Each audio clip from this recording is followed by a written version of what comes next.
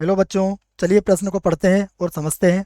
सिद्ध कीजिए कि cos a minus cos B की घातांक 2 plus sine a minus sine B की घातांक 2 बराबर 4 sine square a minus B की घातांक 2। तो ये हमें सिद्ध करना है। प्रश्न को हल करने से पहले हम प्रश्न के लिए मुख्य अवधारणा लिख लेते हैं। तो इस प्रश्न के लिए मुख्य अवधारणा जिसकी सहायता से हम इस प्रश्न को हल करेंगे।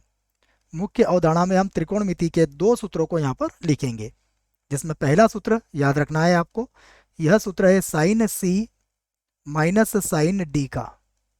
साइन सी माइनस साइन डी का सूत्र याद रखना है आपको। यह होता है 2 साइन सी माइनस डी बटा 2 और गुणा में होगा कॉस सी प्लस डी बटा 2 के। दूसरा सूत्र बी में लिख देता हूं। यह है कॉस सी माइनस कॉस डी का सूत्र। यह होता है माइनस का 2 साइन सी प्लस डी बटा 2 और गुणा साइन सी माइनस डी बटा 2। इन सूत्रों की सहायता से हम इस प्रश्न को हल करेंगे। अब हम प्रश्न का बायां पक्ष लेंगे और इसे हल करेंगे। तो मैं यहाँ लिखता हूँ प्रश्न का बायां पक्ष।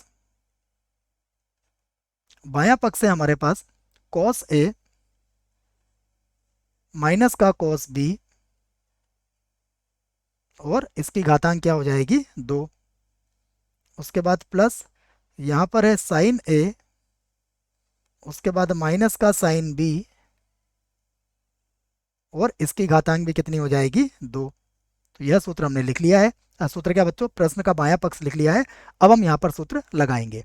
तो यहाँ सूत्र लगाएंगे तो यह बनेगा माइनस का 2 साइन ए प्लस बी बटा 2। प्रश्न में सूत्र मैंने लिख दिया है। उसके बाद ये होगा साइन ए माइनस बी और बटा हो जाएगा 2 और पूरे की घातांक कितनी लिखी हुई है प्रश्न में 2 लिखी हुई है।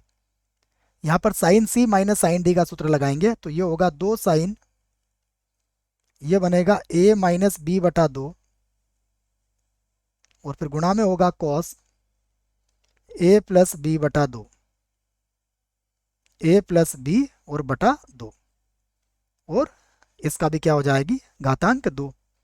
अब हम इसके वर्गों को अलग अलग कर लेते हैं। तो माइनस 2 का वर्ग कितना होगा 4 हो जाएगा और यहाँ पर हो जाएगा साइन स्क्वायर ए प्लस बी और बटा 2। उसके बाद साइन का एक बार और वर्ग हो जाएगा तो यहाँ पर हो जाएगा साइन का वर्ग और ये होगा ए माइनस बी बटा 2 के। उसके बाद प्लस फिर 2 का वर्ग हो जाएगा 4। उसके बाद होगा साइन स्क्वायर ए माइनस बी और बटा 2 हो जाएगा। उसके बाद कॉस में भी यही करेंगे हम, तो ये हो जाएगा कॉस का भी वर्ग होगा और ये बन जाएगा ए प्लस बी और बटा हो जाएगा 2। अब यहाँ से जो कॉमन निकल रहा है तो एक तो 4 कॉमन निकल जाएगा और एक, अगर आप देखोगे तो दोनों में से साइन स्क्वायर ए माइनस बी, यहाँ भी साइन स्क्वायर ए माइनस बी भी कॉमन आ जाएगा। तो यही काम करते हैं हम, यहाँ पर बराबर लिख देते हैं। बराबर यहाँ पर होगा 4 साइन स्क्वायर ए माइनस बी बटा 2 आपने कॉमन ले लिया। अब क्या बचेगा यहाँ पर बचेगा साइन स्क्वायर ए प्लस बी बटा 2। तो यहाँ पर लिख देंगे हम, यहाँ बचा है साइन स्क्वायर ए प्लस बी बटा 2 और प्लस यहाँ पर होगा कॉस स्क्वायर, यहाँ भी बचेगा ए प्लस बी और बटे में आ जाएगा 2। अब देखिए हमारे पास एक सर्व समीका है, वो भी मैं लिख देता हूँ। हम जानते हैं sine square theta plus cos square theta, इसका मान सदैव किसके बराबर होता है 1 के बराबर होता है। तो यहाँ से अब हम उत्तर दे सकते हैं। बराबर लिख दूंगा मैं 4, यहाँ पर होगा साइन स्क्वायर ए माइनस बी बटा 2 और इसका मान किसके बराबर हो जाएगा 1 के बराबर।